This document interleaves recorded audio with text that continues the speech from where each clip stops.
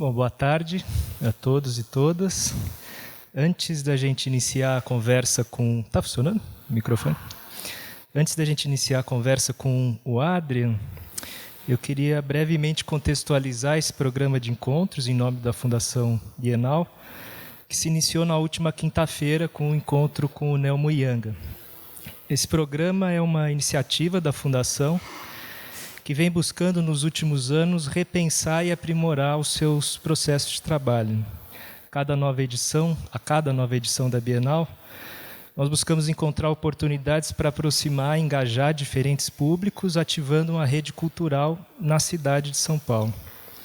O projeto da 34ª, que propõe uma articulação com uma rede de mais de 20 instituições culturais em São Paulo, vem de encontro e potencializa essa atuação institucional da Fundação. Nesse sentido, esse programa de encontros com artistas e colaboradores da 34ª foi prontamente acolhido pela Oficina Cultural Oswald de Andrade, que é gerida pela Poiesis, uma organização social que já é parceira da Fundação, recebendo mostras itinerantes da Bienal em 2015. Para aproveitar a vinda desses artistas, colaboradores e curadores da 34ª Bienal, que vem a São Paulo no período que antecede a mostra para pesquisar, conceber e desenvolver projetos, nós vamos realizar esses encontros aqui na Oswald de Andrade, inaugurando a programação pública da 34ª. Isso nos pareceu uma oportunidade para que esses artistas e colaboradores compartilhem seu processo com os públicos de São Paulo. Então, deixo aqui o agradecimento da Fundação a Poiesis e a equipe da Oswald de Andrade, e também todos da Bienal que estão participando da coordenação dos encontros. Vou passar a palavra agora para o Paulo Miada, que vai apresentar o Adrian. Obrigado. Obrigado. Boa tarde a todos e todas. Obrigado pela presença. Complementando, todo o esforço curatorial desta edição tem sido feito em entender como um evento que já tem no seu próprio edifício, lá no Parque Ibirapuera, uma escala monumental embutida nele, pode se tornar mais dialógico, mais permeável a discussões, trançado entre muitos agentes da vida cultural desta cidade, internacionais também, e produzir pontes e parcerias que, se por um lado podem tornar o evento ainda maior, por outro podem oferecer escalas de conversa variadas e que nos permitam também atuar em contextos de maior intimidade, em que todo o esforço seja feito para que nós ouçamos as vozes de cada artista, que no fundo é a grande missão de um evento como a Bienal de São Paulo. Então, nesse sentido, essas conversas são uma primeira etapa desses vários esforços de interlocução, escuta e diálogo. Além disso, esse é um projeto que tem sido construído pouco a pouco e que pensa a construção de conceitos não a partir de uma matriz fechada e pré-fixada, mas como um processo ensaístico que se dá ao longo do tempo, tanto do ponto de vista conceitual e curatorial, como também no modo como o evento pode ser percebido e discutido pelos seus públicos. Então, seria, nesse sentido, contraditório introduzir o Adrian dentro de um conceito único ou de uma justificativa curatorial fechada. Pelo contrário, é muito legal ter o Adrian como parte deste primeiro momento, porque, como vocês vão ver, se trata de um artista que produz a partir de um território próximo, a partir de uma localidade, de um compromisso como cidadão, pensador e atuante que vem do seu país, mas que, pela própria natureza das suas preocupações, pensa territórios que são extranacionais ou transnacionais, que dizem respeito a comunidades muito mais amplas do que um ou outro país, um ou outro contexto. Mas ainda é um artista que lida com um aspecto que nos interessa muito, que é o caráter ensaístico ou tentativo da história latino-americana, uma história eternamente condenada à sua modernidade, sempre presa nos seus ciclos de extrativismo, de promessa de desenvolvimento, que invariavelmente terminam em grandes frustrações, esgotamentos e processos violentos. O Adrian Balseca, nascido em Quito em 89, é um artista que estuda as dinâmicas extrativistas e seus impactos meioambientais. Muitas de suas propostas estão associadas a processos histórico-econômicos que têm sido relevantes para o projeto desenvolvimentista moderno. Ele está atualmente em exibição em São Paulo na 21ª Bienal de Arte Contemporânea Sesc Vídeo Brasil.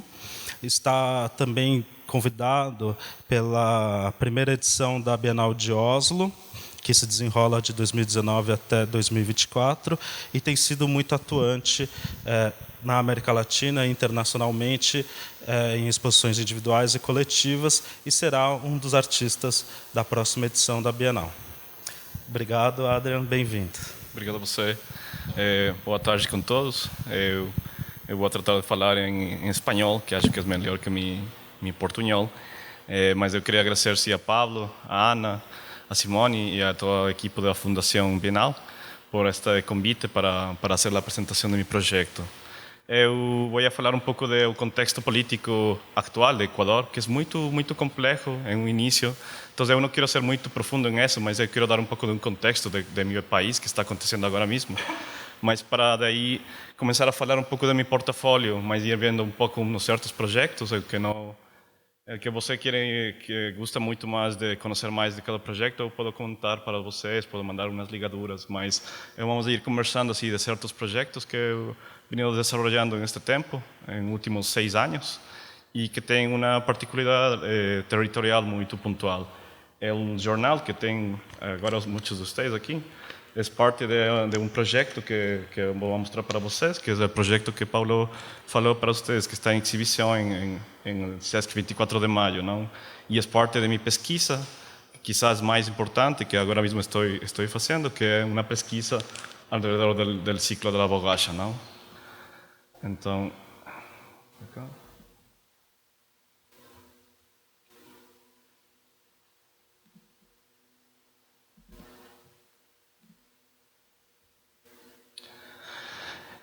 Eu sou nascido em 89, como dizia Pablo em Quito. Quito agora mesmo está acontecendo um caos total. La ciudad está en llamas, la ciudad tiene una revuelta popular, tiene una gran movilización indígena que se disparó a partir de la eliminación de los subsidios en Ecuador, de los combustibles fósiles principales del país, que son 4. Es el diésel, que quizás es el más importante, el más crítico. Tienes el super, extra, ecopaís y otra variante del ecopaís.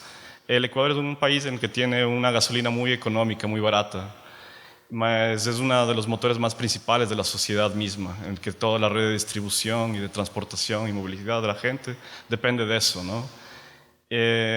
Finalmente, luego de 40 años, se hizo una reforma para una eliminación de ese subsidio, más una serie de otras reformas también a la casi que se podría llamar un paquetazo, que fue dado por el gobierno de Lenín Moreno la semana anterior, y que fue el inicio de una serie de revueltas que están dándose en todo el Ecuador y principalmente de manera más fuerte en la ciudad. Estas son algunas de las fotografías de algunos amigos jornalistas que hicieron esta semana anterior y esta misma semana. Ahora mismo hay en Ecuador y en todo el territorio nacional toque de queda. Uno puede estar en el lugar, tiene que estar en el lugar desde las 8 de la noche hasta las 5 de la mañana. Y es una crisis bastante compleja que involucra a bastantes actores políticos de distinto tipo, en el que no solo se trata de revoltar como los anuncios de la eliminación de estos subsidios, sino también de empujar a otro proceso político, ¿no? El proceso de Lenín Moreno, el presidente actual del Ecuador, termina en 2021. Y yo estoy contando esto a ustedes porque me parece que es una emergencia regional que se repite mucho en nuestros territorios, ¿no? Es una historia muy latinoamericana, es una historia de la crisis de la democracia representativa que sucede en Argentina, que sucede por supuesto en Brasil, en Perú ahora mismo también. en Venezuela, sin duda. Y en Ecuador ahora creció la cosa, ¿no? Ahora mismo todo está cerrado, hay un corte de todas las carreteras. La ciudad de Quito ahora mismo no tiene agua, que es la ciudad donde yo vivo. Y estamos viendo una crisis que comenzó a crecer, comenzó a crecer mucho y que no necesariamente está muy claro para dónde va. Y como les digo, no es una crisis que va necesariamente a acabar ahora mismo.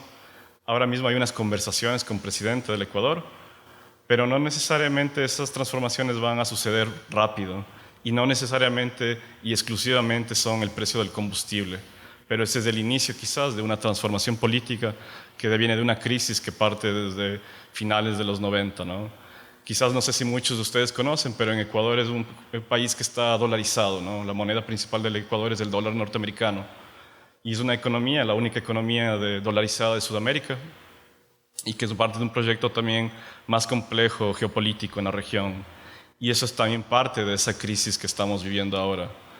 Entonces, pensé que era importante también, aprovechando este espacio de la conversa de la Bienal de Sao Paulo, hablar un poco de eso, como también pensando que es importante usar este espacio como una palestra también para que la gente pueda un poco también enterar lo que está pasando en Ecuador, ¿no?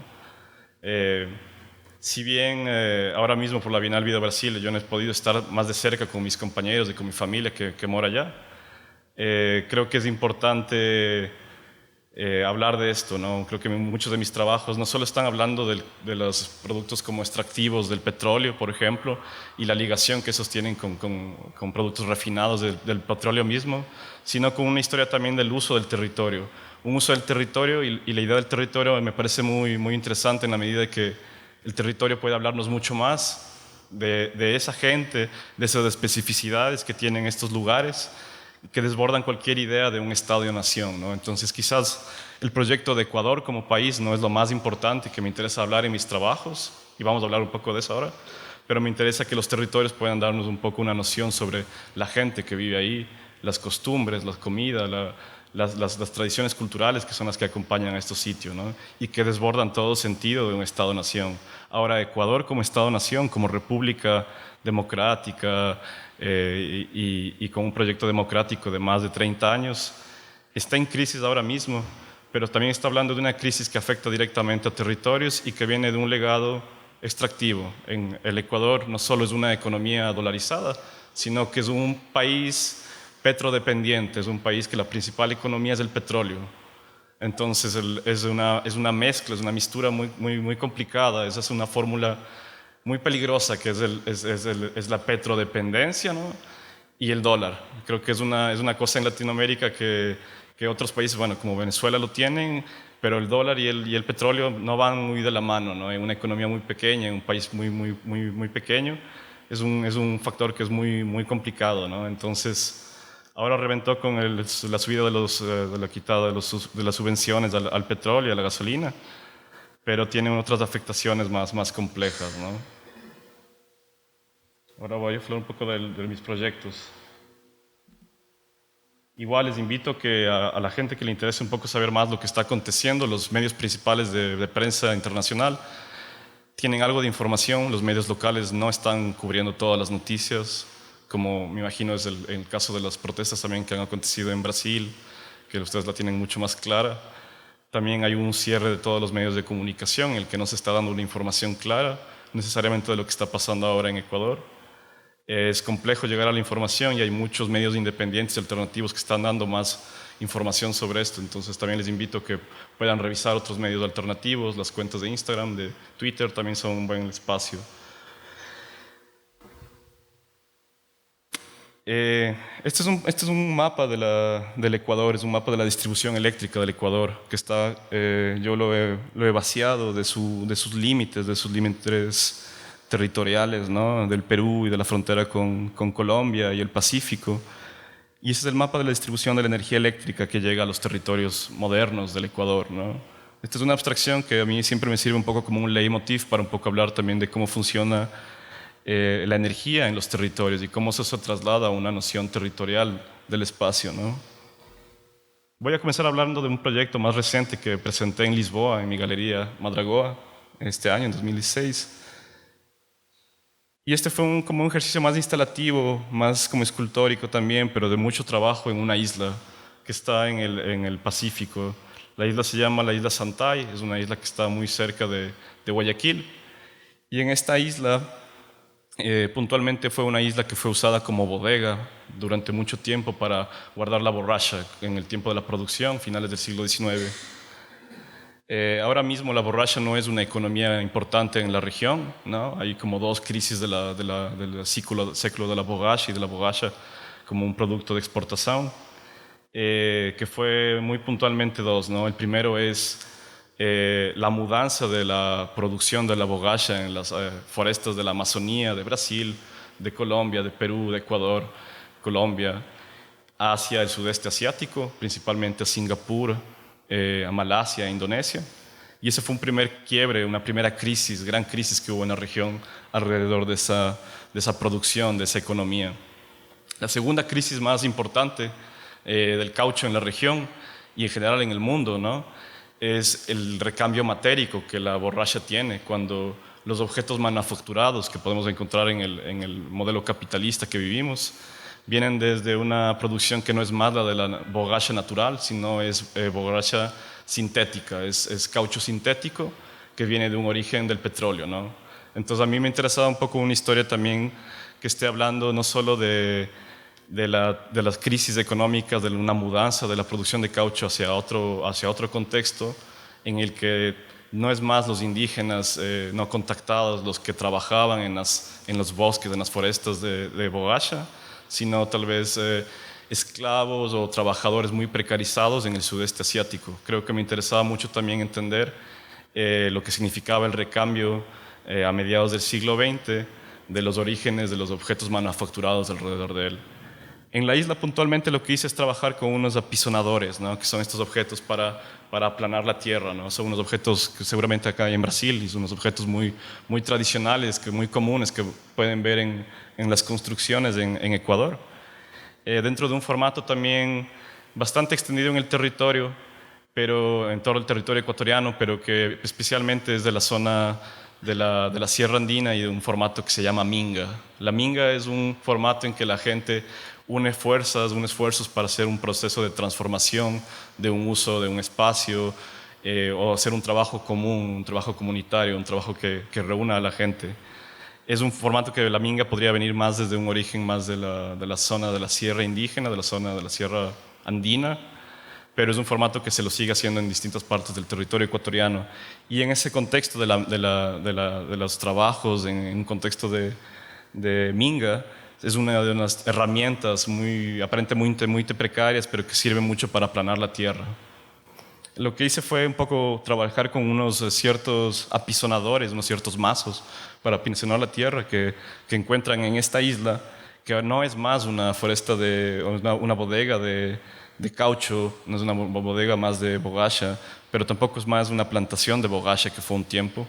Y ahora mismo es un espacio más turístico, más como un ecopark.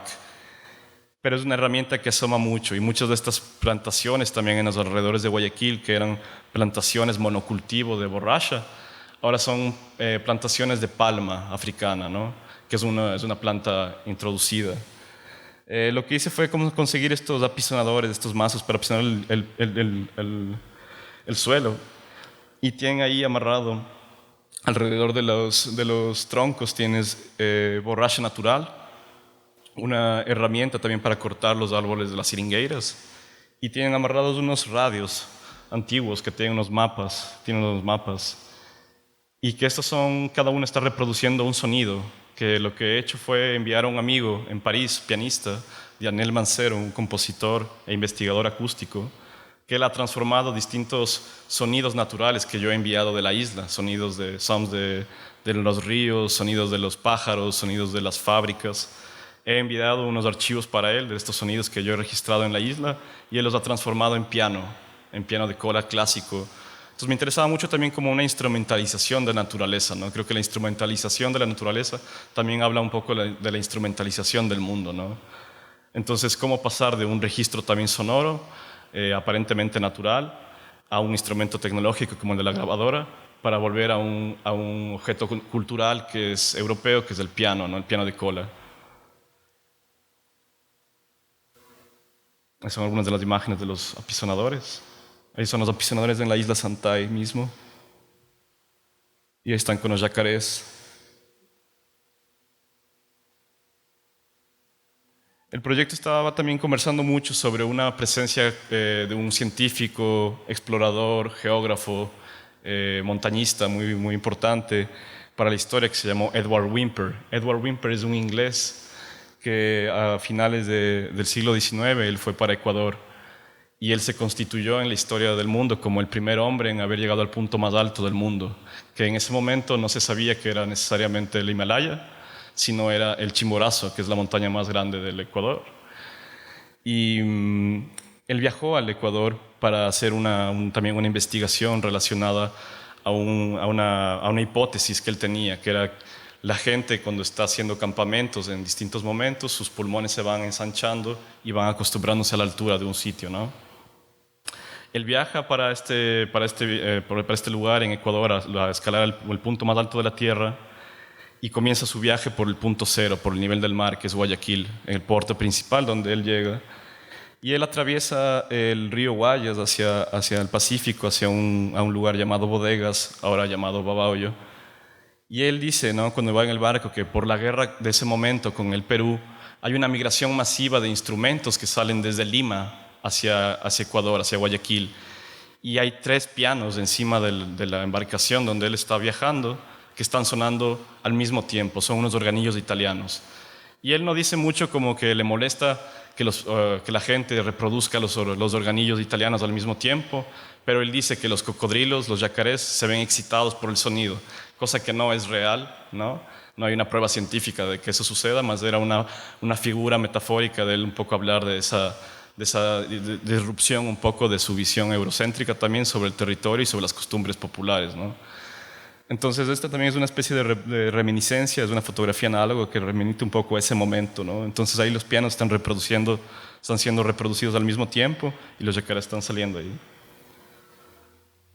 Esta también es una escultura que se presentó ahí en la exposición y que es una grilla de construcción de ladrillos que está basada también mucho en una proyección de la Tierra plana de Paul Godet, un científico explorador y geógrafo matemático también norteamericano, que él planteó una idea de una proyección de la Tierra que era más equitativa, una proyección que no distorsionara el norte, el sur, el este y el este, sino que fuera una proyección de la Tierra donde los países, los territorios que se ven en la proyección fuesen más cercanos a lo que realmente es. Pensando un poco que la principal proyección de la Tierra sigue siendo la proyección de Mercator, ¿no?, que es la que usamos en el Google Maps hasta el día de hoy.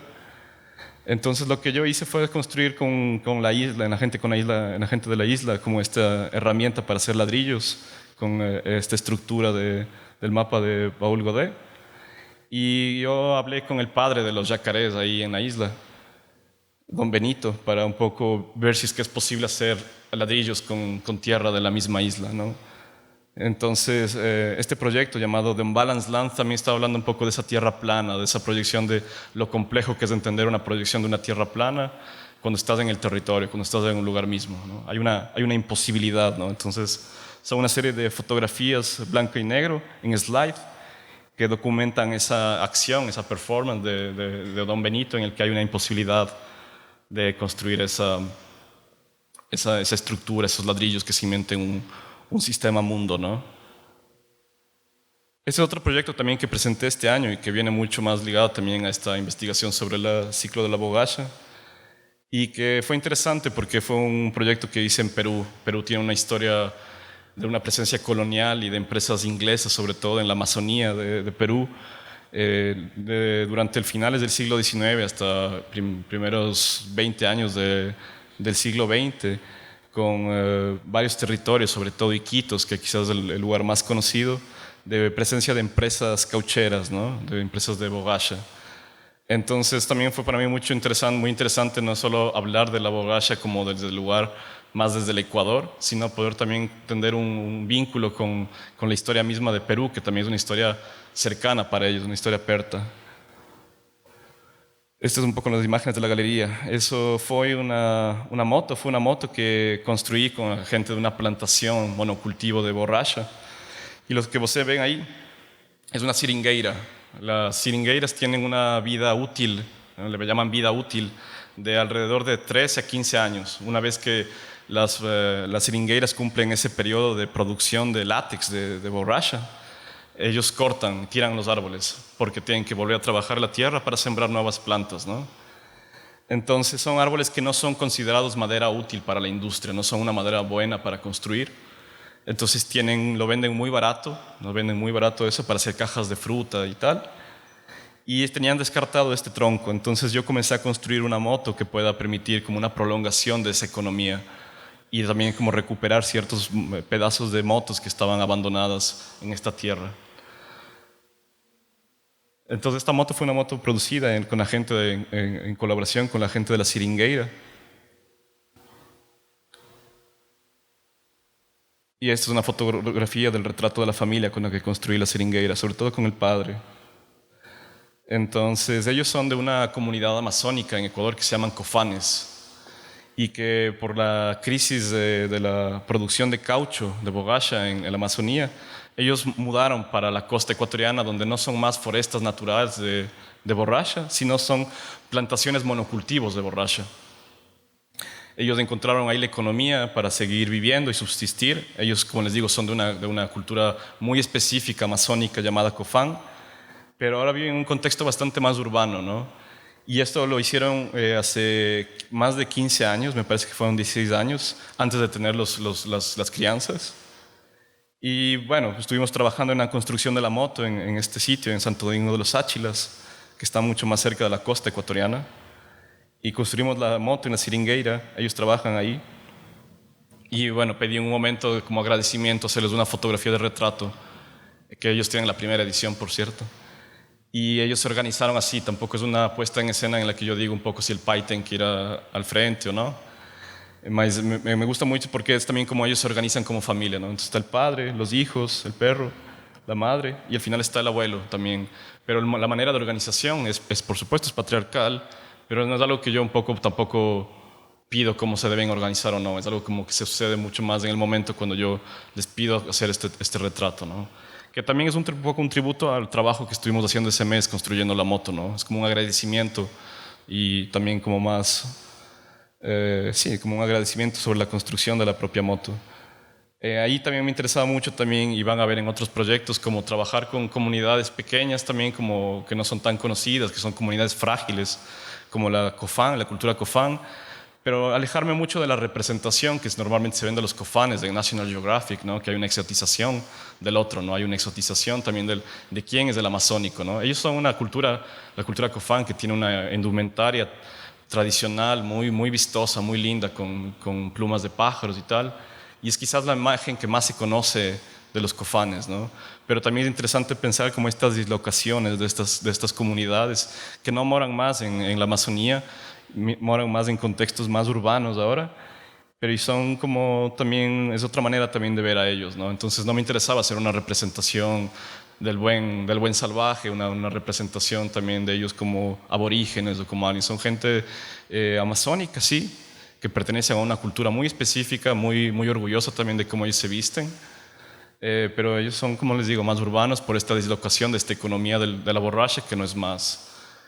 Como les hablaba al inicio, la economía del petróleo es la principal economía del Ecuador y es la economía que ha desplazado, por supuesto, también a la borracha, ¿no? a la producción de borracha. Entonces las forestas que eran de borracha hasta el siglo XIX, hasta el 1920, hasta principios del siglo XX, esas forestas de borracha no son más forestas de borracha, tienen árboles ahí de borracha, pero ahora todo es bloques petroleros, ¿no? Entonces tienes muchas compañías de Canadá, Oxy, estaba haciendo mucho también la Chevron, Texaco, Gulf, tienes también Repsol YPF, que es donde yo hice muchos de los proyectos también. Y son muchas empresas transnacionales, sobre todo de ellas canadienses. Ahora hay muchas también empresas chinas también en el territorio. Y todas estas forestas de borracha no son más explotadas, ¿no? Casi todas son taladas para dar paso a la construcción de proyectos petroleros. Y por supuesto las implicaciones sociales y medioambientales que tiene la construcción de un proyecto petrolero en el territorio es mucho más grave que lo que quizás fue en el siglo XIX la borracha, ¿no?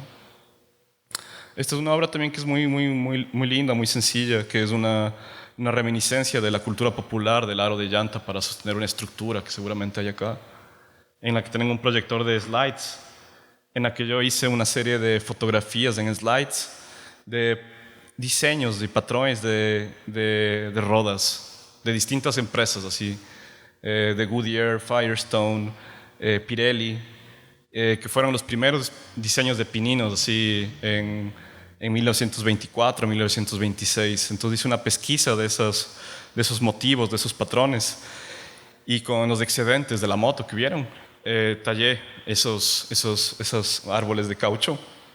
Lo blanco que ustedes ven en las imágenes son el látex, la reminiscencia de la resina de la bogacha.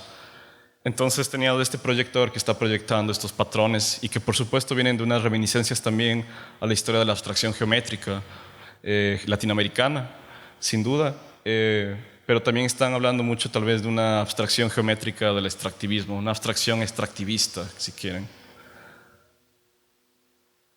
Un poco cuando hice la pesquisa de la borracha y cómo comenzó la borracha y el descubrimiento mismo de la borracha, encontré que el primer científico que institucionaliza un informe, un reporte sobre la borracha fue Charles-Marie Lacondamine. Es un francés, un científico francés que trabajó más de 9 años en la Real Audiencia de Quito para la determinación de la línea ecuatorial, que es de donde viene el nombre del Ecuador mismo, ¿no? Y esa línea de la línea del Ecuador es la que instaura una grilla, por así llamarlo, que crea todo el sistema métrico, ¿no? El sistema decométrico, donde vienen los centímetros, los metros y todo un sistema de medidas. Y que podría decirles que es un tema muy importante y muy relevante también para el arte ecuatoriano. Y tienen bastantes artistas ecuatorianos muy importantes que también han trabajado mucho en la investigación de eso. Puede ser Manuela Rivadeneira o gente más joven como José Hidalgo, que tienen una investigación y una pesquisa mucho más grande sobre la medición y lo que significa la medición para una instrumentalización de nuevo del mundo. Charles-Marie Lacondamine acaba un poco las relaciones con la expedición geodésica francesa, la primera expedición geodésica que se dio en el Ecuador para determinar este lugar, mucho antes de la creación del Estado-Nación del Ecuador, cuando esta era la Real Audiencia de Quito. Y él es el primer europeo en iniciar un viaje a través de la Amazonía, ¿no? Entonces parte desde mi ciudad, parte desde la Real Audiencia de Quito, aparentemente hacia la Amazonía brasilera. No se sabe exactamente de dónde fue, pero parece que fue en Brasil. Que él ve a una comunidad indígena y él fonéticamente en francés les pregunta cómo se llama esta resina que gotea de los árboles y con la que ellos hacen pelotas, hacen botas, hacen bolsos, ¿no? Y él dice el cauchoc, ¿no? Entonces el cauchoc es la versión fonética francesa del caucho, ¿no? Él llega finalmente a la Guyana francesa, que era su destino final, conoce a otro científico de origen francés, Frenois, y ellos componen el primer paper académico que existe, que lo ingresa a la Real Audiencia francesa, a la Academia Francesa, y que constituye el primer paper académico sobre los usos de la seringueira y en general de la bogacha, ¿no? Que finalmente también es un proceso extractivo en la medida que yo lo veo también como una instauración de un conocimiento dado, ¿no? Es como una base intelectual que fue la base para el desarrollo de una investigación que vendría 100 años después para la volcanización del caucho, la volcanización de la borracha, que vendría en toda una economía de rodas, de pininos, de cables, de botas, de luvas, ¿no? Entonces este es un tributo un poco a Charles-Marie Lacondamine. Lo que es una regla de medición de carpintero que está hecha también de borracha, está hecha de una seringueira también excedente de la moto que vieron. Es un instrumento que funciona, es un instrumento que tiene todas las hendiduras para hacer una regla, mas no tiene las medidas, ¿no? No como la línea ecuatorial es una línea imaginaria que no puedes ver. Acá tampoco puedes ver las mediciones de la regla, más es una versión a escala de la línea ecuatorial. De nuevo, como un instrumento, ¿no? Como un instrumento que funciona. Este es otro proyecto también reciente que presenté el año anterior, llamado Grabador Fantasma o Phantom Recorder, que trabajé en colaboración con una gente increíble que se llama Cara Solar. Cara Solar es una organización que trabaja en colaboración con la nacionalidad Achuar. La nacionalidad Achuar es una nacionalidad indígena amazónica que no se reconocen como ecuatorianos, no son no son portadores de su cédula, de su DNI, pero ellos no se sienten como ecuatorianos, ellos son una organización tal cual, una nación. Y ellos han trabajado con Cara Solar para construir la primera embarcación para transportar gente en la Amazonía, que funciona con energía solar.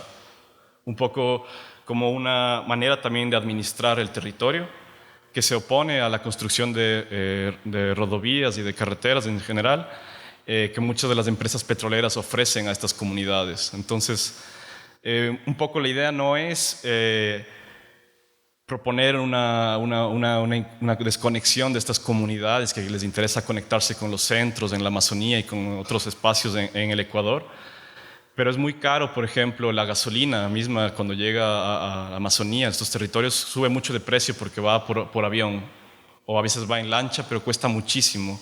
Entonces, la gente quiere, por supuesto, conectarse a estos centros, quiere tener contacto, pero la construcción de un proyecto de rodovía tiene unos impactos medioambientales terribles, ¿no? Entonces lo que hace Cara Solar es un poco reconocer que hay una historia ancestral y reconocer que hay unas rutas ancestrales de los ríos que conectan estos distintos territorios y que había un conocimiento de sus abuelos sobre cómo son los ejes fluviales en la Amazonía.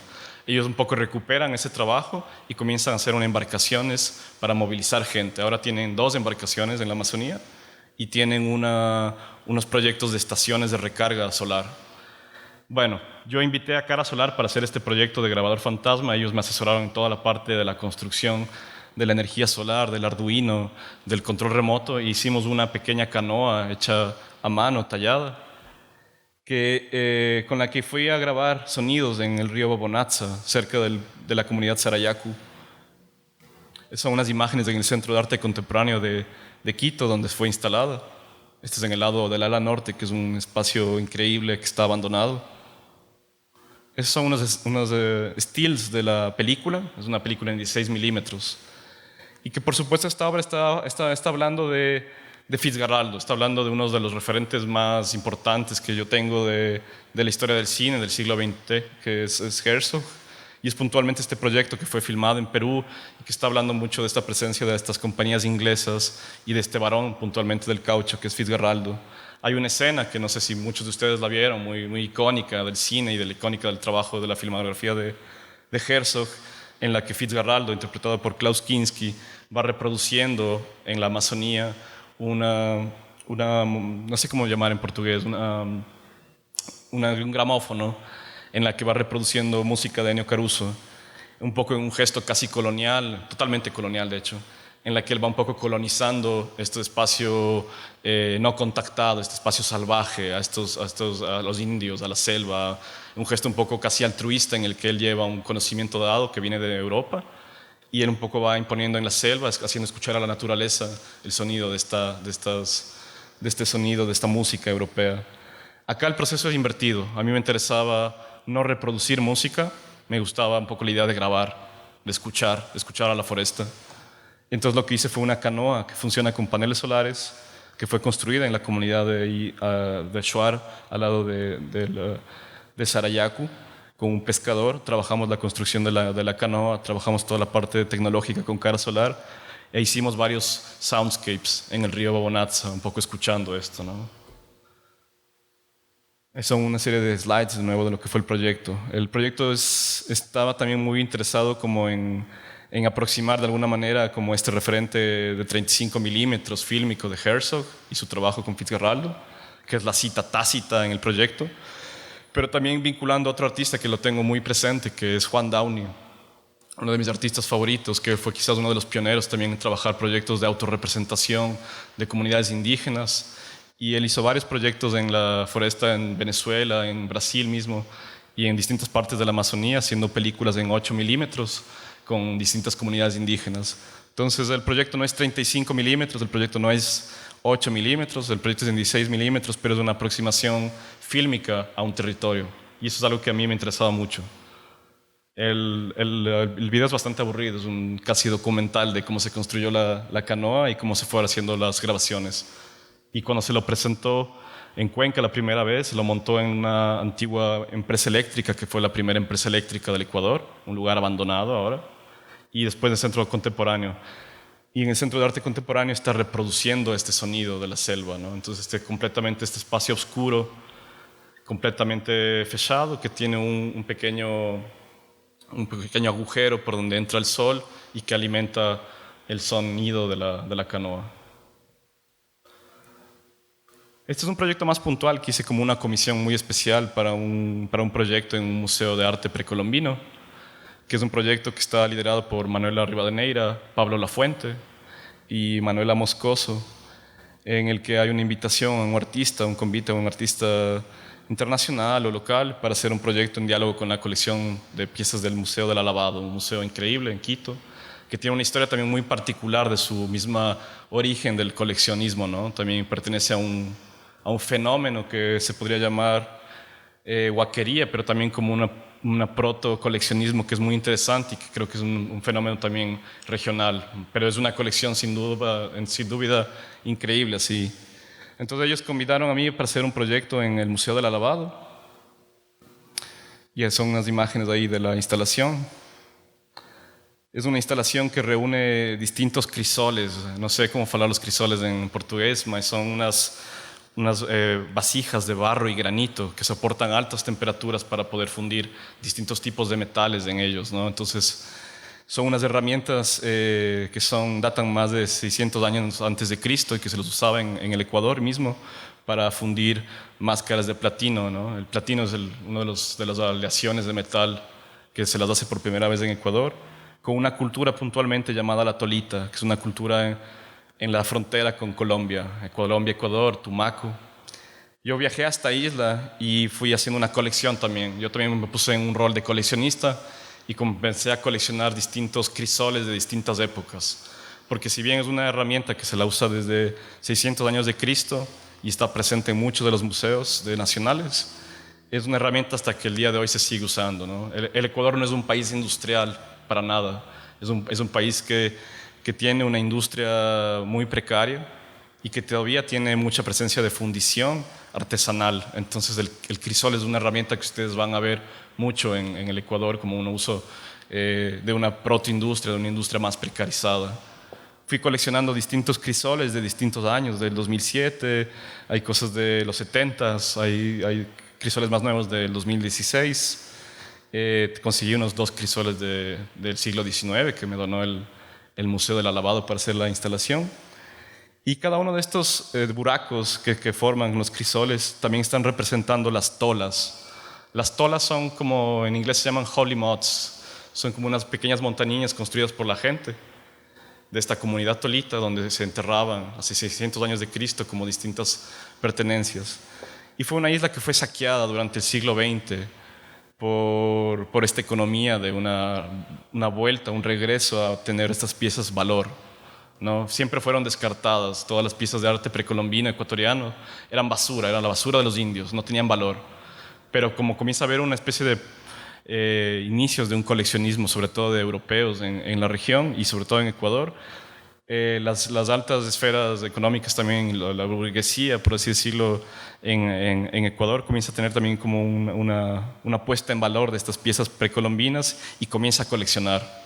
Pero hasta eso, en la isla Tolita se hacía fundición de estas piezas precolombinas, se fundían armaduras enteras, se destruyó un patrimonio durante 10 años. O sea, era una isla sagrada que tenía muchísimas piezas precolombinas, muchísimos entierros, y que todas fueran saqueadas desde 1930 hasta 1940, donde una empresa de un italiano destruyó todo ese patrimonio y lo fundía y hacían lingotes de oro.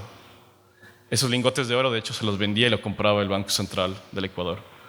Entonces, la instalación lo que está haciendo es una conexión de estas herramientas para vertir metal, para fundir y destruir metal, armando como este mapa, esta cartografía de los buracos que dejó la presencia del huaquerismo en la isla.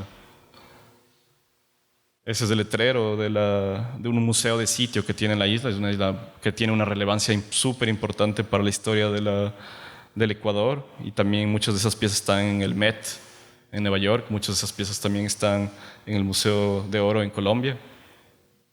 Pero el sitio mismo es un sitio muy pobre, quizás el lugar más pobre del Ecuador.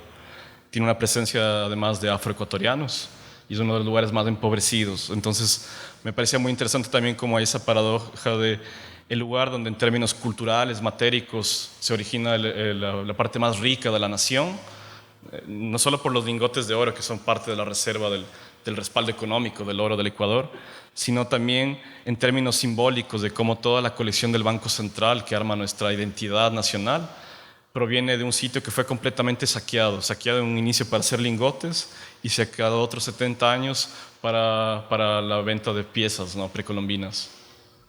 Entonces aquí también yo me interesaba mucho como poner así como, era la parte más meme de la exposición, pero había este gesto de un letrero metálico que no estaba muy claro si era una obra donada, era un letrero que es una réplica, es una copia, es un letrero original, pero lo que sí es cierto es que prefería dejarlo como abierta la pregunta de dónde es el origen mismo del letrero, pero me interesaba mucho como en este museo importante de arte precolombino, en esta colección privada increíble, también poner un poco esa atención sobre qué significa un museo, ¿no? Esa es una serie de fotografías también de la isla. Ahí mismo, donde está el caballo, es el sitio donde se encontró la máscara del Sol Tolita, que es el ícono del Banco Central del Ecuador, es el logotipo de la institución bancaria del país, es la imagen más importante también del Estado-Nación del Ecuador. Y ahora mismo es una cancha de fútbol de una empresa coreana de petróleo. Y tú no puedes hacer más investigación y pesquisas con arqueólogos porque si picas la cancha de fútbol la gente te va a matar. Estás destruyendo la escuela donde los niños juegan. Y ahí estamos con los caballos recorriendo con los crisoles. Yo viajé con los crisoles a la isla y hice una serie de fotografías análogas en 120 milímetros, corrigiendo la perspectiva y haciendo estos buracos en el paisaje. Pero me interesaba mucho también cómo territorializar el objeto, ¿no? Mucho de las imágenes que históricamente hemos visto en los museos como el Banco Central del Ecuador, el mismo Museo del Alabado, se presentan las piezas de arte precolombino en un sinfín blanco, en un sinfín negro también, completamente vaciando el contexto y que de alguna manera refuerza esta idea de que no se conoce el origen mismo de la pieza, ¿no? Esa pieza no es una pieza que vino de un estudio arqueológico donde se conoce de dónde fue tomada, más es una pieza que pertenece a una economía de un robo, ¿no? De algo que vino alguien a ofrecer al coleccionista en una caja y en el que completamente el contexto de esa pieza se perdió. Entonces el museo lo refuerza, se hace la fotografía increíble así del objeto, con una luz muy bonita, increíble así la fotografía del objeto, pero está completamente vaciada de un contexto de donde fue hallada, ¿no? Porque no existe esa conexión con esa historia. Entonces a mí también me interesaba un poco darle territorio, darle cuerpo a la pieza, y lo que hice fue llevar la instalación y hacer fotografías en estas tolas que fueron saqueadas. Son un total de 6 fotografías que presentan estos buracos que son cada uno de los crisoles, en las 6 tolas de los 6 proyectos en esta isla que fueron saqueados. La primera para construir una escuela del milenio, la segunda para construir una cancha de fútbol, y las otras 4 son tolas que fueron dinamitadas para el saqueo de las piezas, ¿no? Entonces son tolas que no existen más y que son buracos y que están completamente destruidas. Entonces fue llevar ahí el crisol, poner el objeto y hacer estas fotos ahí. Y este fue un proyecto también, que es el proyecto que estoy muy feliz de mostrarlo acá en Brasil finalmente. Fue presentado primera vez en Lisboa en 2016. Y este realmente es un cambio en mi obra. Mi obra estaba antes hablando mucho sobre procesos extractivos relacionados a combustibles fósiles y a la historia del petróleo. Como les hablaba, pensando que la economía del Ecuador, la más importante es el petróleo. Yo aquí di un cambio en mi obra, ¿no? Sentía en el 2016 que no podía seguir hablando hacia adelante sobre el petróleo con tanta propiedad, porque es la economía del hoy, es la economía que yo vivo, es el sistema económico en el que yo me rijo y en el que yo funciono en esa ciudad y en ese país. Y pensé que era interesante poder hablar de dónde vienen también esos procesos extractivos que de alguna manera marcaron las rutas extractivas en la Amazonía mismo, ¿no? Y el proceso extractivo que le antecede al petróleo es el caucho. Posiblemente el inicio mismo es la idea del dorado. Es más complejo que eso, pero la idea del dorado en la época de la colonización es una idea del tesoro de los indios, ¿no? El tesoro de los incas es un secreto que también guarda una riqueza en la Amazonía. No hay una noción muy clara por supuesto, no hay repúblicas, no hay naciones todavía, pero hay una idea de que ahí está una riqueza y que esa riqueza se encuentra en la Amazonía, como un territorio también muy complicado de llegar, un territorio también que guarda mucho misterio por su profundidad, por su espesor, por su complejidad también biológica, ¿no? Seguido de la idea misma de la búsqueda del oro y del tesoro de los incas, se viene la canela. En Ecuador es así, la canela, después viene la quinina, después la bogacha, el petróleo y posiblemente el proceso extractivo que sea futuro es los biocapitales, ¿no? Es la extracción de conocimientos para la industria farmacéutica sobre todo, y es una economía que está aconteciendo ahora mismo en Ecuador y que está un poco más blanqueada, está un poco más camuflada con un formato del conocimiento. Son las universidades amazónicas, ¿no? Financiadas por el gobierno, pero que muchas veces, muchas de las patentes, casi diría que el 100% de las patentes, me atrevería a decir, son también trocados con empresas transnacionales farmacéuticas. Entonces, el siguiente proceso de extractivo y de la conquista de la Amazonía posiblemente son los biocapitales, ¿no? Pero ahora mismo en Ecuador es el petróleo. Entonces, en 2016 encontré que era importante hacer un paso para atrás, regresar a ver cuál fue el proceso extractivo que le antecedía al petróleo en esos mismos territorios. Entonces, yo hice un viaje al bloque 16, donde ahora opera Repsol YPF, y donde era la comunidad guaraní. La comunidad guaraní es una comunidad que todavía es activa, que no está necesariamente en el bloque 16, pero donde todavía pueden encontrar forestas de bogacha y que han sido restauradas y que si tú puedes, como por la propia naturaleza, pero si uno raspa un poco la maleza y ve, puede ver todavía los cortes de las seringueiras, ¿no? En un inicio la extracción de la borracha era la devastación de todos los árboles para extraer el caucho. Después fue un conocimiento de que podía sangrar la seringueira y que eso iba a permitir más producción durante más tiempo. Y tienes los monocultivos que son posteriores. Cuando se logra sembrar la semilla del caucho, los ingleses tratan de sembrar caucho en Inglaterra. Tratan de montar un proyecto de caucho de bogacha en los Kew Gardens en Londres. Pero por supuesto en Londres el clima es completamente distinto y nunca se dio. Pero ahí sí, los ingleses se dieron cuenta de que ellos tenían una colonia muy bien establecida, donde tenían un inicio de un jardín botánico y era Singapur. Entonces ellos mandan 17 plantas a Singapur y finalmente son esas plantas las que germinan y se vuelve la primera gran economía de Singapur. Eso comienza, Singapur es muy pequeño, pero ellos tenían muchas plantaciones, muchas florestas que comenzaron a sembrar en Malasia, en Indonesia. Y ahí cae toda la producción de la borracha en Acres, viene toda la producción de la borracha en Manaos, la producción de borracha en Iquitos, en Perú, en Ecuador, en Napo. Cae en Putumayo, todo se destruye. Toda esa economía queda ahí trocada, no funciona más y se cambia hacia el proceso extractivo en el sudeste asiático. Fui a visitar este bosque, que como les digo no es más un bosque de una plantación de borracha, no es más un bosque de foresta de borracha, y es ahora mismo un bloque petrolero. Y lo que hice ahí fue reemplazar los potes de recolección de borracha con unas lubas.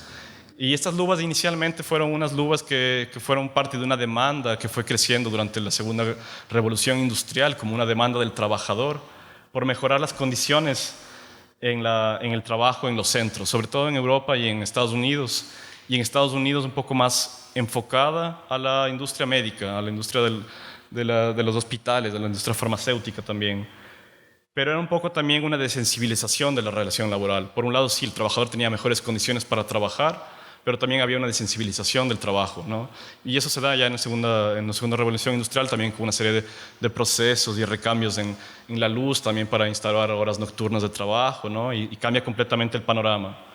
Y a mí me interesaba un poco ahí como pensar que la materia prima con la que se estaban haciendo esas luvas en los centros venían de un origen laboral muy distinto, ¿no?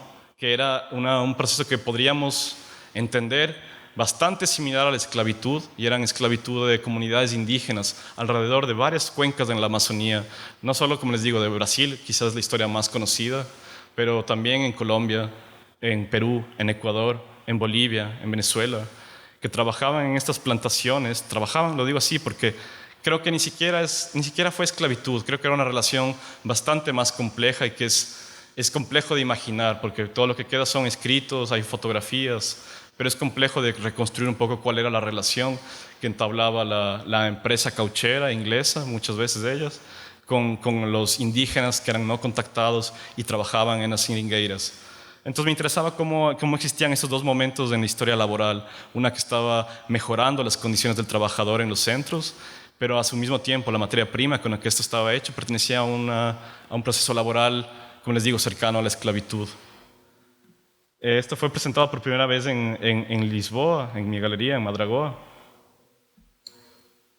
Y este es el proyecto que estoy presentando en Video Brasil, aquí en Sesc 24 de Mayo, que es un poco parte de la pesquisa, también está en el jornal que ustedes tienen ahí. Y que tiene distintos momentos de mi pesquisa. Tiene publicidades de rodas, tiene publicidades de pininos, tiene publicidades de la borracha misma, hay fotografías de archivo, hay fotografías de los slides de la película.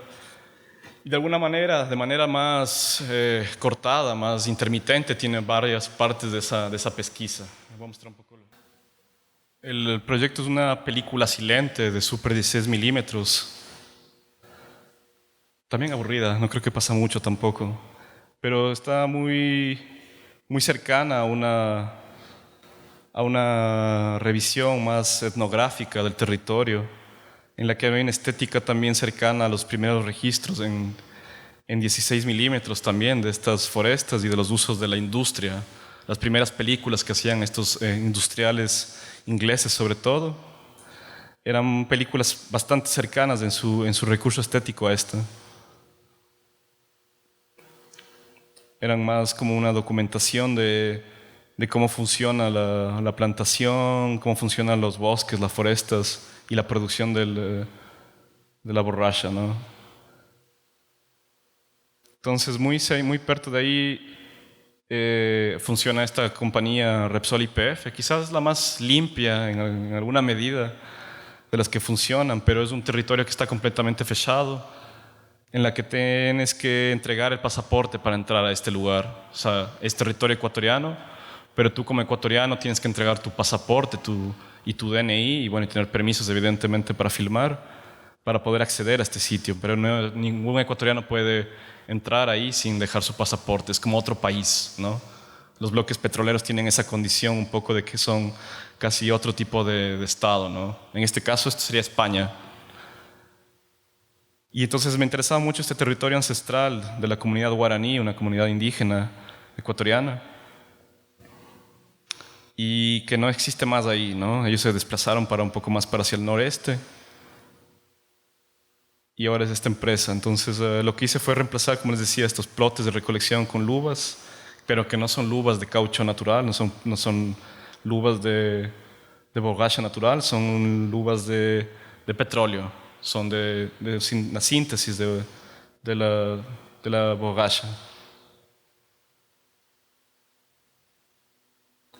Y la película en su montaje, en su resolución formal, tiene dos maneras en su edición, dos maneras de funcionar en su edición. La una, y lo van a ver, se van a dar cuenta, son el corte directo en el material.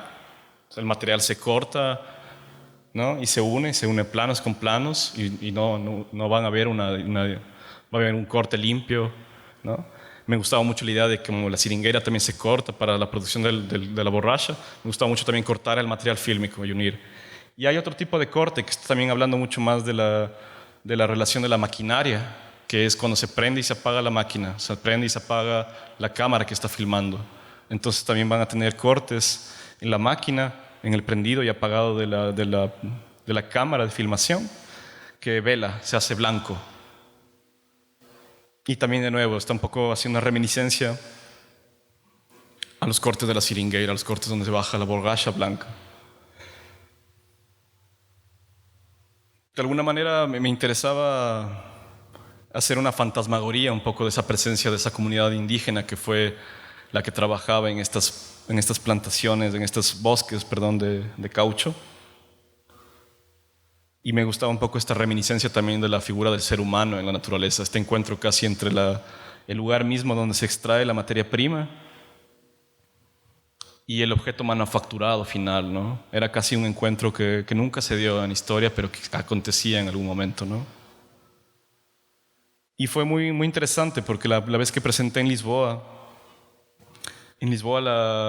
la gente que asistió a la exhibición, muchos conversaron para mí que si es que esto fue filmado en el Congo belga, ¿no? Y había una proximidad quizás colonial sobre una historia de las seringueiras en el Congo, y esta historia también muy fuerte que es los trofeos de los esclavos, también que se les cortaban las manos a la gente en el Congo. Y yo decía, claro, no, jamás yo haría una representación racial de nada en mi obra, ¿no? Entonces jamás daría manos negras, ¿no?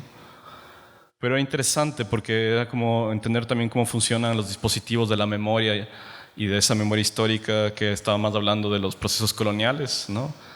Y eso fue interesante. La gente creía mucho que era un proyecto que estaba hablando más del Congo allá. Cuando presenté en el Ecuador fue otra la lectura también, porque es una historia que, como les digo, es más conocida sobre lo que aconteció aquí en Brasil y quizás en Colombia, en Perú. Pero estas historias locales, estos territorios muy específicos, son algo que también me interesa hablar en mi obra.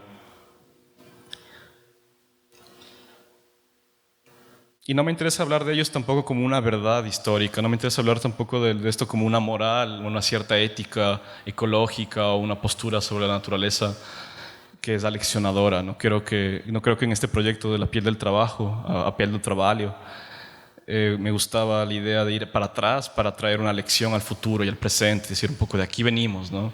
Porque no siento yo que hay una idea lineal del tiempo, entonces tampoco es un ejercicio aleccionador en el que yo voy para el pasado, al siglo XIX, a inicios del siglo XX, para hablar de esos bosques como una postura moral sobre qué es lo que debería ser ahora ese territorio. Pero sí hay por supuesto, una unión, una yuxtaposición de tiempos y de distintas historias que pueden encajar acá. Y el dispositivo de filmarlo en 16 milímetros, en blanco y negro, en asistir con esa cámara a reconocer la foresta, también está creando una idea también de un tiempo en el que posiblemente es del pasado, posiblemente es del futuro. Hay como una cosa más de una lembranza de un pasado, pero es un tiempo que también es complejo de entender por las luvas, ¿no?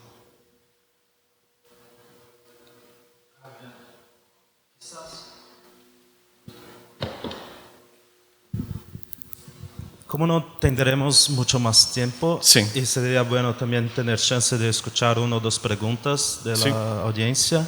Perfecto. Empiezo y le pregunto, justo de lo que hablaba, me interesaba preguntarle cómo ve su relación con la historia y la ciencia, porque son dos instrumentos que estuvo muy claro hasta ahora, me parece, asociar historia y ciencia como instrumentos coloniales, instrumentos de un proyecto de dominación y luego algo que se podría combatir de cierta forma para desarmar una herramienta colonial.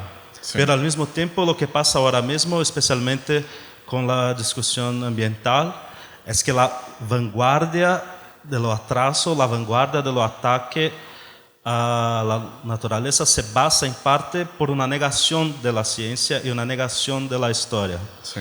Entonces me parece que es una situación de esto que empezó hablando de no sabermos qué va a pasar en el mundo, una situación muy rara en que los mecanismos explotativos empiezan un discurso científico, antihistórico, como se ve ahora mismo sobre los debates sobre clima, sobre Amazonia, sobre la historia indígena y todo eso.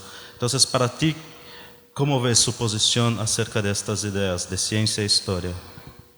Creo que la ciencia, como tú bien dices, es un instrumento. Y fue así tanto como les comentaba, ¿no? Cuando este científico francés de Charles Davary la Condamine, en este caso de esta pesquisa, él descubre como el primer origen del caucho y el uso por parte de los indígenas, termina siendo instrumentalizado en un paper académico que funciona como una base misma del conocimiento, ¿no? Que se lo desarrolla después para la industria, ¿no? Se lo termina institucionalizando, se lo termina industrializando y termina en un proyecto de desposesión, de destrucción, de esclavitud de las comunidades indígenas, ¿no? Y un poco pasa lo mismo, pero en otras escalas, ¿no? Quizás la producción de la producción, la extracción de la borracha es una historia no tan conocida, un poco más que sí, hay más documentos, menos documentos, pero la producción del petróleo, por ejemplo, y la tecnología y la ciencia que se aplica para la extracción del petróleo, tiene otra escala, tiene otros impactos medioambientales que son grandísimos. En el caso de Ecuador, que es lo que yo conozco más, Ecuador no tiene mineración metálica todavía, pero está aconteciendo, va a suceder. Hay como ya una serie de contratos con empresas de China, de Canadá, que son territorios que ya están dados.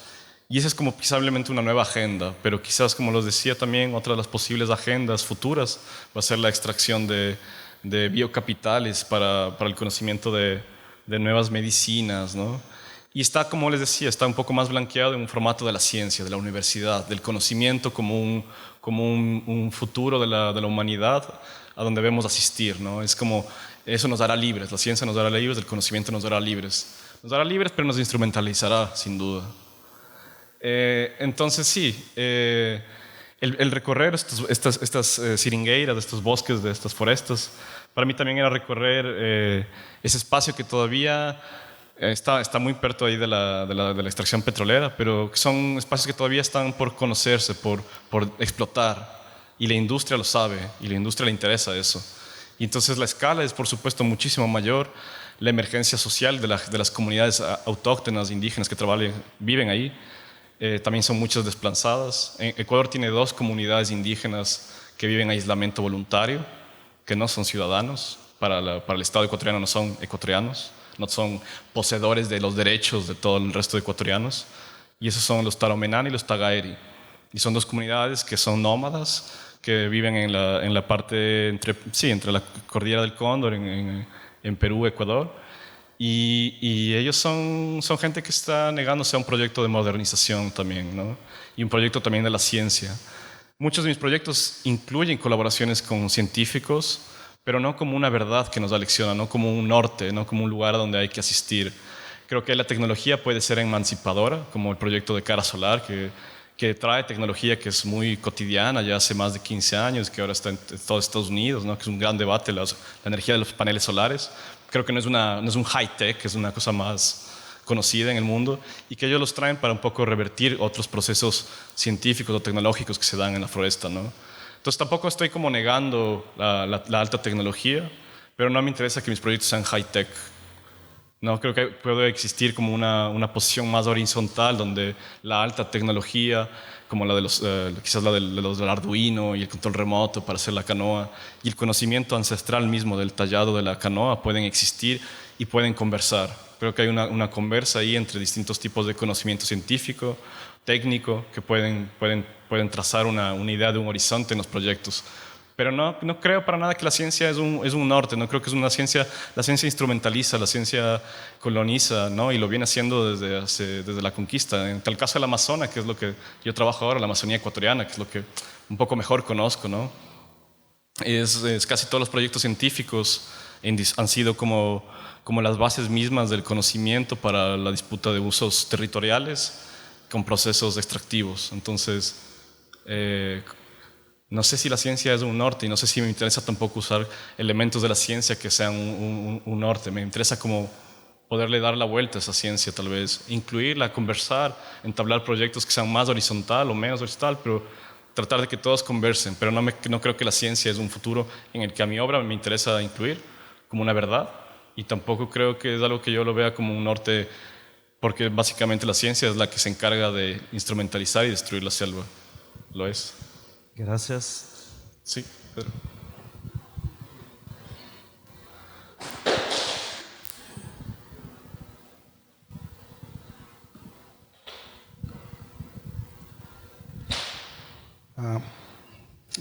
Obrigado, Adriano, a sua palestra. Eu vou na mesma linha do Paulo. Ele acaba de mencionar a ciência no seu trabalho. Você diz que a ciência não é o norte do seu trabalho, mas provavelmente um pedaço por onde você navega. Mas você tocou num ponto extremamente sensível aí, que que eu particularmente tenho procurado entender mais e mais, que é a parte da biotecnologia. Todo mundo assim.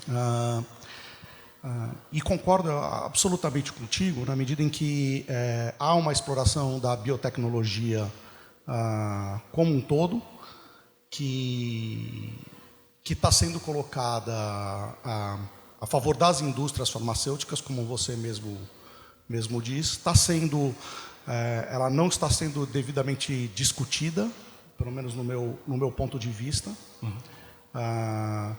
Eu vou até fazer uma colocação absolutamente bombástica no que eu acho que é a colocação da discussão de gênero, porque eu acho que a grande indústria que tem os grandes lucros no que diz respeito à indústria de gênero é a indústria farmacêutica, tanto na próteses, como em hormônios, como em antibióticos, como no que seja, na toda a gama, e só se vê o lado positivo disso, e as pessoas não conseguem encarar o lado negativo que está por trás de tudo isso. E, no limite, eu acho que a gente vai conseguir fazer grandes associações entre essa indústria farmacêutica, a exploração da biodiversidade que a gente tem na Amazônia, e eventualmente, começar a tirar essa máscara que existe na indústria farmacêutica da grande salvação e começar a mostrar o quão diabólica essa indústria farmacêutica está presente. Você, nesse sentido, na sua pesquisa, você tem alguma pesquisa que já está indo no caminho da indústria farmacêutica com a biodiversidade e a ciência, né? E a alta tecnologia, eu diria? Sim. Obrigado. Sí, yo ahora mismo el cuerpo principal de mi pesquisa es la bogacha y son distintos proyectos que comienzan también a hablar de otros territorios, ¿no? Como você ven aquí en este proyecto de Apelo Trabalho, es una foresta que podría ser cualquier foresta de cualquier parte del Amazonas, ¿no? Podría ser Bolivia, podría ser Brasil tranquilamente. Y eso es interesante también porque mi obra más inicial, como você conoce, está falando muito mais de Equador mesmo, e de lugares muito pontuais, muito específicos, não? Mas neste projeto voltou para algo mais aberto, mais específico. Eu conheço exatamente onde é, e está em el texto está como aí onde é, mas pode ser em la representação do território, pode ser uma floresta amazônica de qualquer parte de Sudamérica, não?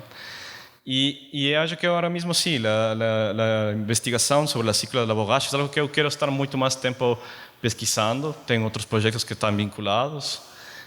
Mas ese futuro de la extracción, que no es algo que es un presente, no parece que más es un futuro.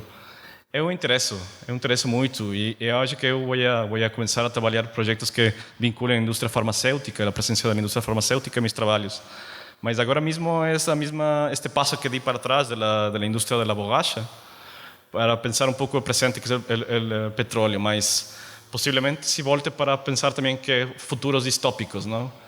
E eu acho que sim, trabalhos novos vão ter uma vinculação com um futuro destes processos extractivos, mas agora mesmo eu acho que estou pesquisando mais e cada vez mais sobre estes projetos, e estes projetos também mudando de território, não? Então, eu gostaria muito de ser um projeto aqui em Brasil, por exemplo, não?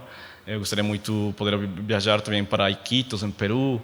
Eu quisiera começar a fazer trabalhos que vinculem especificidades de cada território, mas podem falar em um linguagem muito mais regional, se você quer, não? Como um sítio que pode ser qualquer parte da floresta mesmo. Mas sim, eu gostaria também voltar meu trabalho para pensar o futuro da indústria e da extração.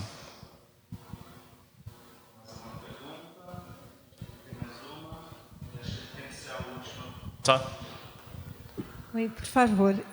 Eu gostaria de saber como se estabelece o relacionamento entre o seu trabalho e a comunidade local. O que o teu trabalho acaba propiciando a essa comunidade? Sim. Eu não trabalhado pontualmente um trabalho assim como uma comunidade específica indígena, não. Eu trabalho mais como gente, ou famílias que são parte de uma origem étnica, de uma comunidade, mas não estão agremiadas ou associadas como um projeto como mais comum. Então, eu não trabalhado nunca um projeto com uma comunidade específica, mas sim de uma origem étnica específica. E que isso é muito distinto, não? Porque, por exemplo, os cofanes em Amazônia são uma comunidade indígena que está organizada e que tem um manifesto, tem uma maneira de viver, tem uma maneira de ser ecoturismo, tem uma maneira de organizar sua vida aí. Mas eu gosto também de poder deslocar como outro tipo de famílias, de casos específicos de pescadores, como o projeto de la canoa de Gravador Fantasma, que são gente que têm uma origem étnica em uma comunidade determinada, mas não moram em uma comunidade, moram em um rio, moram em outra parte do território, não? E que são como comunidades deslocadas, não? É como uma ideia que tem muito exótica da comunidade, como uma comunidade limpia, que está completamente isolada na Amazônia, mas tem muitos casos também de gente que está regada por todo o território equatoriano, que tem uma origem étnica, que está como também vinculada a um processo também moderno, não? Então, eu quando vou fazer um projeto com uma família, não? Para falar de uma ideia de comunidade, uma comunidade familiar, eu moro com eles um tempo. Eu creio para arte mais tipo social engage art, você necessita muito mais tempo assim para estar com eles, não? E trabalhar um projeto realmente de social engage art.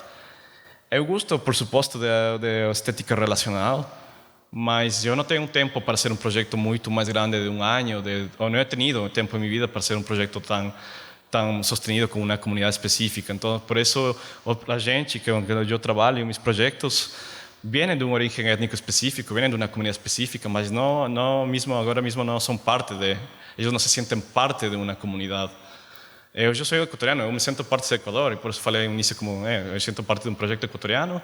Sim, mas muitos meus projetos também estão falando de um território equatoriano que pode ser qualquer outro espaço e também que tem uma especificidade, mas acho que para a arte comunitária você necessita outro tempo com a gente. Eu agora mesmo com as comunidades, as famílias que eu trabalhado e com os pescadores pontualmente que eu trabalhado, são trabalhos mais em que eu volto e moro um mês, 2 meses com eles, eu construo o projeto, eu pago dinheiro para o trabalho, segundo um acordo com eles, mas é importante poner em crise como a noção de classe, não? E entablar uma relação, mas sempre é complicado também encontrar um ponto em que se pueda romper isso. Então eu trato de morar com eles, trato de ser o mais equitativo, trato de trabalhar, mas são famílias, são gente que vem de uma origem étnica específica, mas não necessariamente são comunidades. Não sei se eu respondi a pergunta aí. Sim. Muito bem. Adrian, muito obrigado pela participação, obrigado a todos pela presença. E em novembro nós devemos ter novos eventos dessa programação. Boa tarde, bom final de semana.